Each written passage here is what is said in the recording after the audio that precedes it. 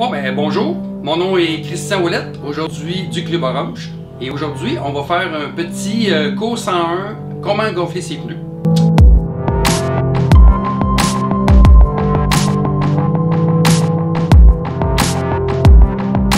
Alors premièrement, chose très importante qui est à se procurer, c'est bien sûr une pompe, et une pompe qui peut avoir le calcul de la pression. Parce que ça, c'est extrêmement important quand on veut faire du vélo. Et la pression, pourquoi c'est important? C'est parce que si on gonfle pas assez, on peut faire une crevaison. Et si on gonfle trop, on peut faire aussi une crevaison. Donc c'est vraiment important de gonfler exactement dans la bonne proportion que le pneu va le permettre. Là, vous allez me dire, qu'est-ce qu'un pneu peut permettre comme pression? Donc, il faut premièrement trouver c'est quoi le maximum que le pneu peut tolérer. Et ça, c'est toujours écrit sur les pneus. Ou, vous pouvez, si vous achetez un pneu qui est flambant neuf, ça va être écrit aussi sur la boîte du pneu. Comme si je prends par exemple ici, ça va être marqué ici, là, 150 PSI. Donc ça, c'est son maximum, c'est 150 PSI. Celui-là qui est sur mon pneu ici, là, lui, je l'ai vérifié tantôt, lui c'est 130 PSI. Donc il y a des différences avec les qualités de pneus. Si vous allez peut-être en vélo de montagne, ça va aller moins de pression. Donc, mais les gommes peuvent être plus molles. Fait qu'il y a beaucoup de variantes, c'est vraiment important de le savoir. Donc là, les PSI, il y en a que ça va être sur le pneu, ça va être marqué aussi les bars. Donc sur le calculateur, l'indicateur de votre pompe, vous avez les bars et les PSI. Donc mon pneu que j'ai ici avant m'indique que c'est un pneu qui va jusqu'à 9 bars ou 130 PSI. Puis si je regarde ici, c'est exactement sur la ligne. Donc ça fait vraiment un ou l'autre.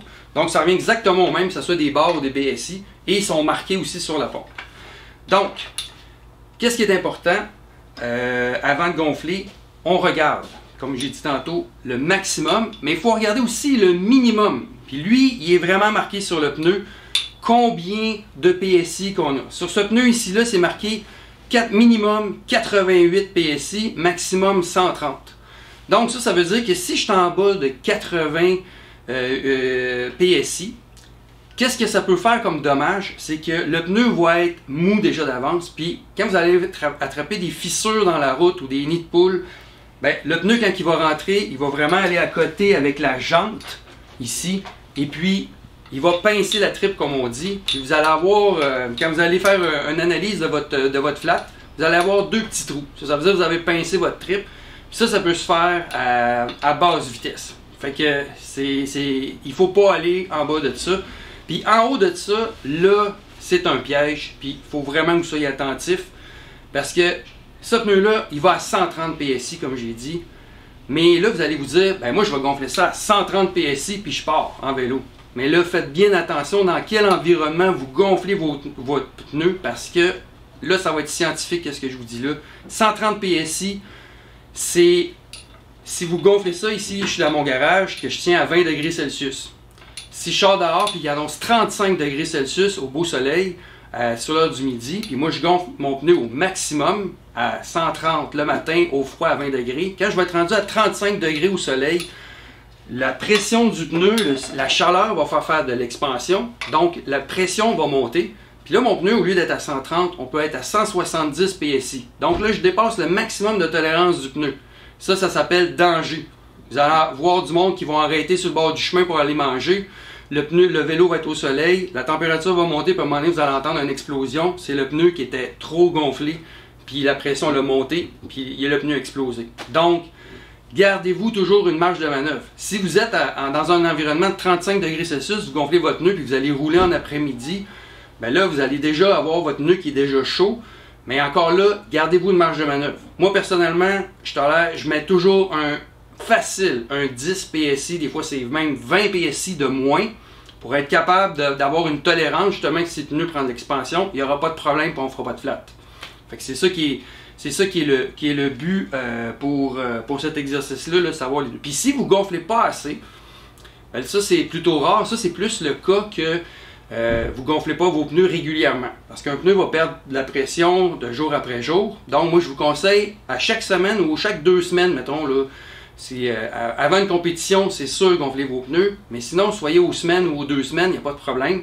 Mais si vous ne gonflez pas vos pneus, mettons pendant 3 semaines, 1 mois, bien, vous risquez d'aller frapper le minimum requis du pneu, le minimum que le pneu va tolérer. Donc, si vous êtes en bas de 80 puis vous tombez à 50 PSI, bien là, vous risquez encore de faire un flat aussi dangereusement que si vous êtes trop haut. Donc, très important d'être dans le target. Les pneus maintenant. Pour gonfler, bien, premièrement, il y a 2 sortes de valves.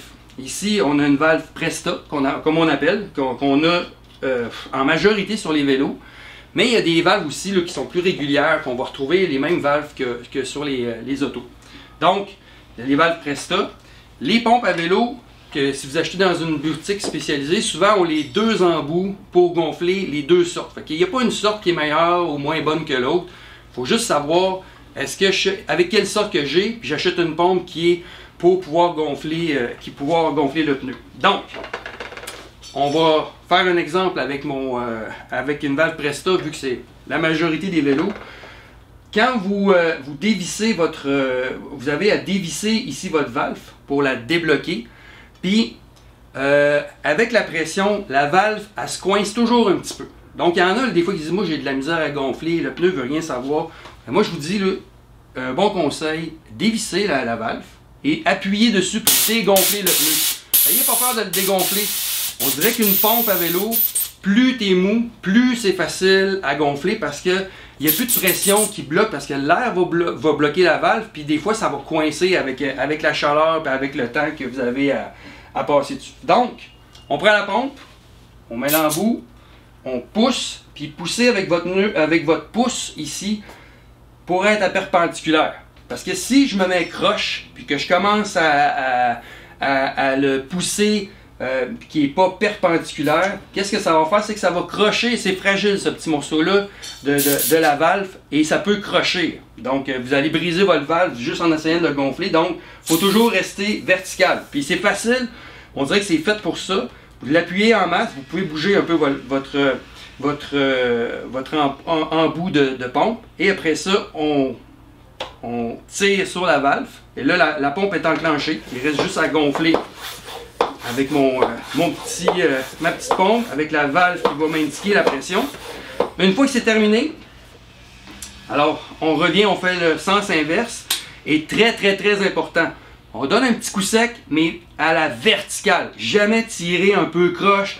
Si elle est coincée, ben, jouez un peu après votre embout sans vouloir la sortir, et une fois, vous donnez un petit coup sec à la verticale. Très important.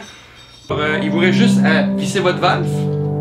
Vous la vissez pour que ça soit quand même pas trop serré, mais en la serrant avec le doigt.